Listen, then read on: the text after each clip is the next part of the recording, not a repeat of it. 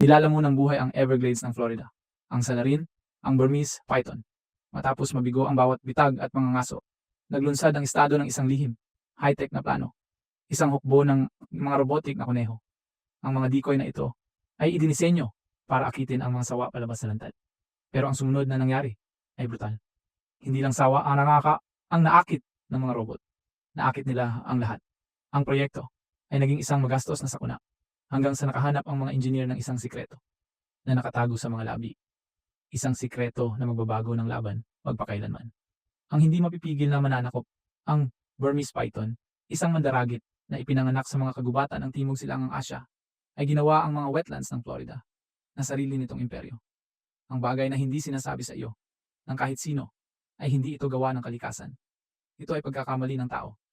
Nagmula sa exotic pet trade noong 1980s at 90s. Ang mga baby python ay ibinebenta bilang mga harmless na curiosity. Makikintab, magagandang pattern, at sapat na maliit para mahiga sa kamay ng isang bata.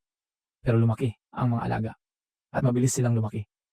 Sa loob ng ilang maikling taon, marami ang umabot sa nakakagulat.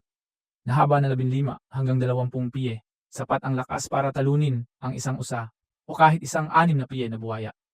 Ang mga may-ari, ganap na hindi handa sa isang halimaw sa kanilang guest room, ay nagsimulang magpakawala sa mga ito sa mga kanal at latian. Pagkatapos, noong 1992, tumama ang Hurricane Andrew sa South Florida. Winasak ng bagyo ang napakaraming reptile breeding facility na nagpakawala ng hindi mabilang na python sa kagubatan. Ang mga nakaalpas na sawang iyon ang nagpunla ng populasyong sasakop sa Everglades. Para sa isang python, ang bagong mundong ito ay paraiso. Nag-alok ang Everglades ng init, walang katapusang tubig, at higit sa lahat, mga biktimang hindi kailanman nag-evolve para matakot sa isang higanting constrictor, walang sariling natural na predator. At may nakakagulat, nakakayahang mangitlog ng hanggang 100 itlog sa isang pagkakataon. Sumabog ang kanilang populasyon. Tinataya ngayon ng mga biologists na 10,000, marahil 100,000 ang gumagala sa South Florida. Ang ginawa nila sa food web ay sakuna. Sa mga lugar kung saan dominante ang mga python, halos ganap na nawala ang mga raccoon, possum, at marsh rabbit. Pinag-uusapan natin ang pagbagsak ng populasyon ng higit sa 70%.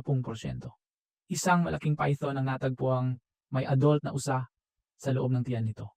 Sa isa pang sikat na insidente, na-film ang isang python na lumalaban sa isang buwaya. Isang labang napakaintindi na parehong hayop ang namatay sa sagupaan. Ang pagkawala ng mga species na ito ay lumilikha ng chain reaction. Mas kaunting maliliit na mamalya, ang ibig sabihin ay mas kaunting pagkain para sa mga katutubong ibon ng mandaragit. Mas kaunting mga scavenger ang ibig sabihin ay nananatili ang mga nabubulok na bagay na binabago ang mismong lupa. Ang laban kontra sa kanila ay isang mahaba at talo na digmaan. Una, humingi ng tulong ang mga opisyal sa publiko na naglunsad ng Python Challenge noong 2013.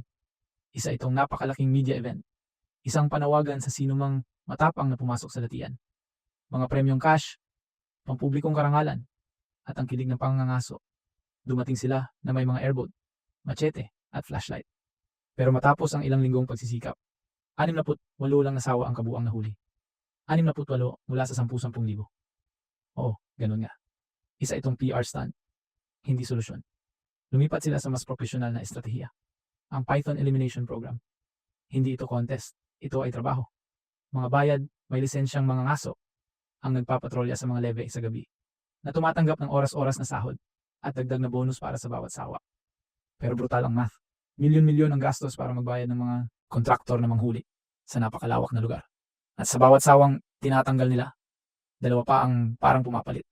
Sinubukan pa nila ang Judas Snakes na nilalagyan ng radio tracker, ang mga babaeng python, para akayin ang mga ngaso sa mga breeding ground.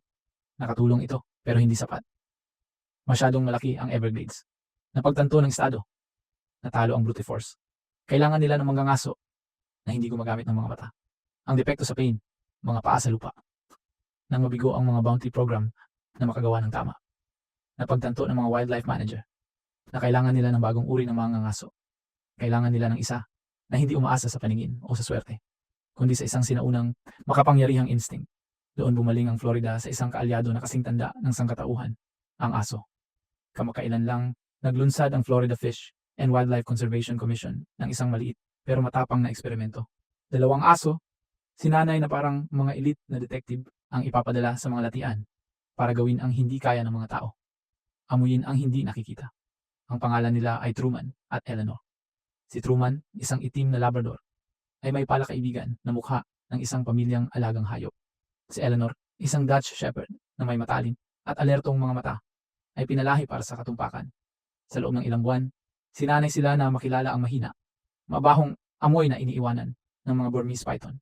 Isang amoy na hindi talaga maaamoy ng mga tao, pero nananatili sa damo at putik kahit matagal nang lumipas ang sawa.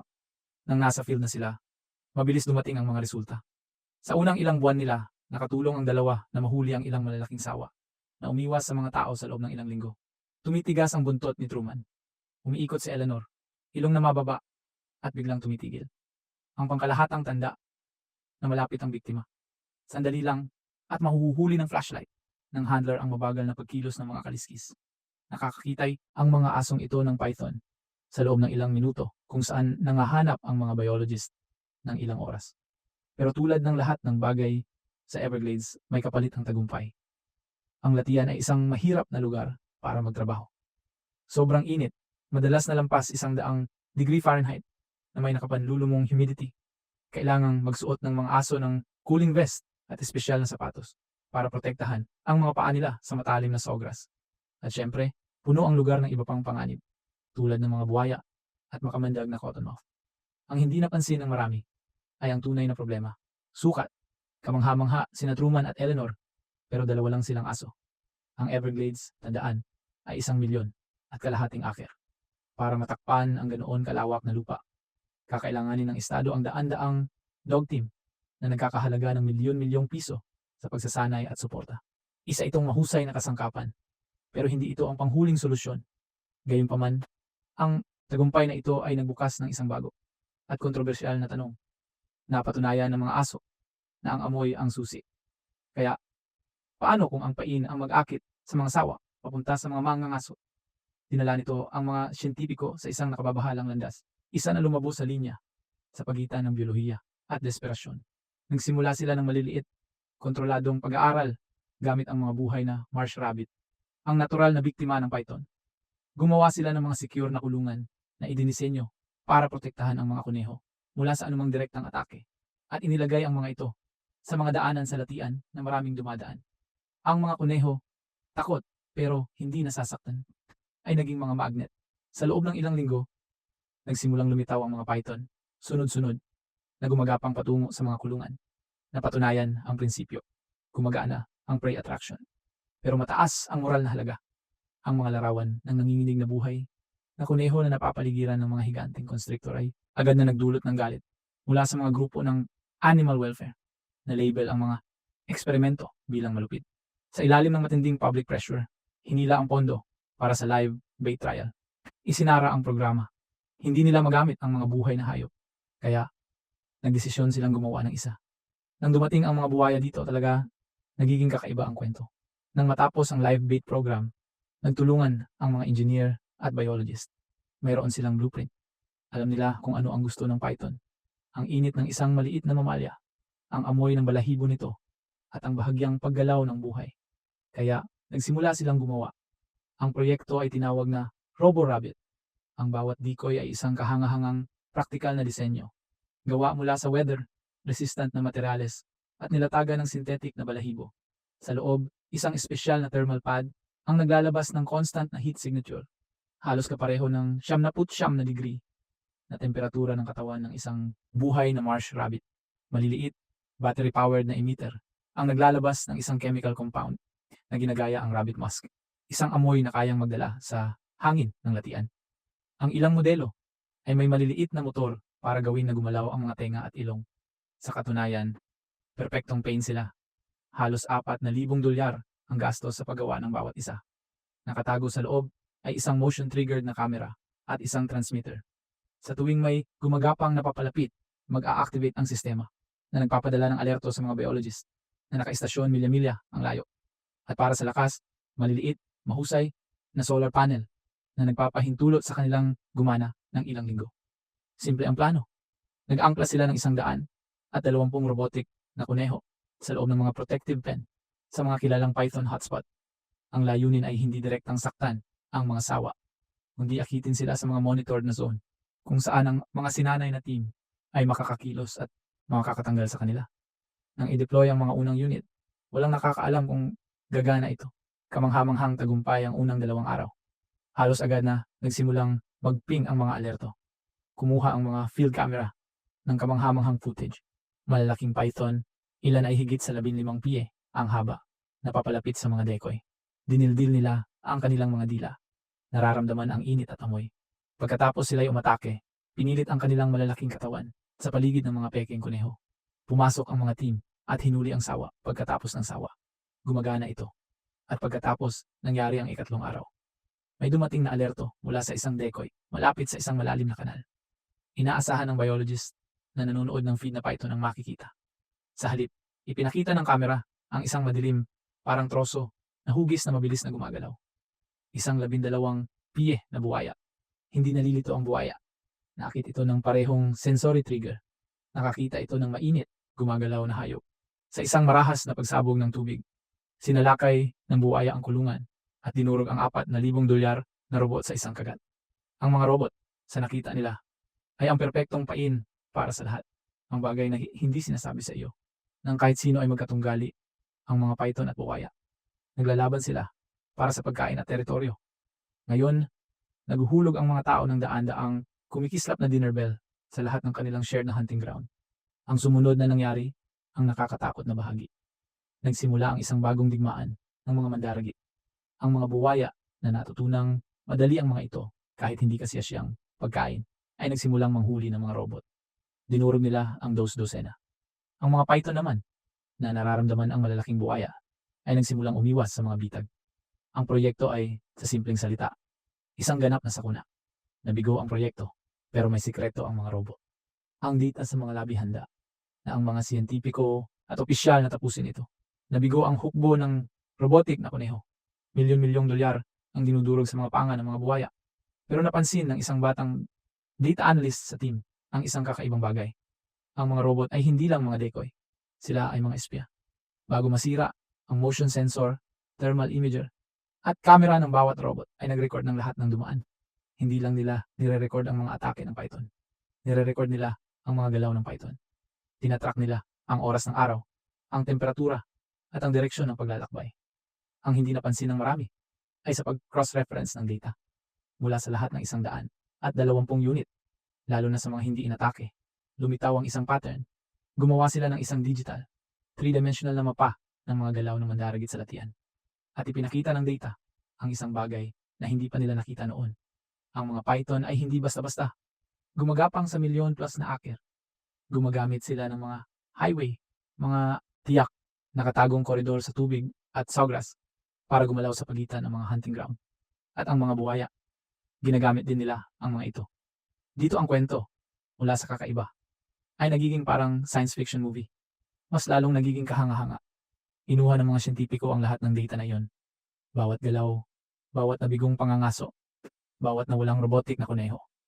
At ipinasok nila ito sa isang makapangyarihang limaki na natututo. Sinimulang mumuya ng AI ang mga numero.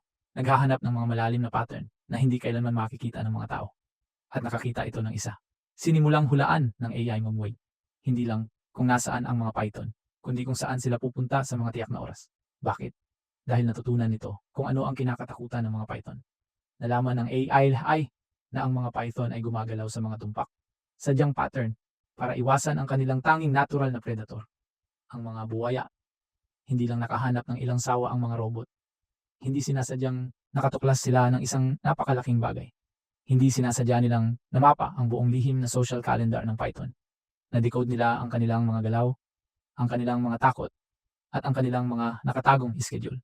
Natuklasan nila ang lihim na kahinaan ng python. Ang huling sagot ng AI armado ng bagong ghost map na ito.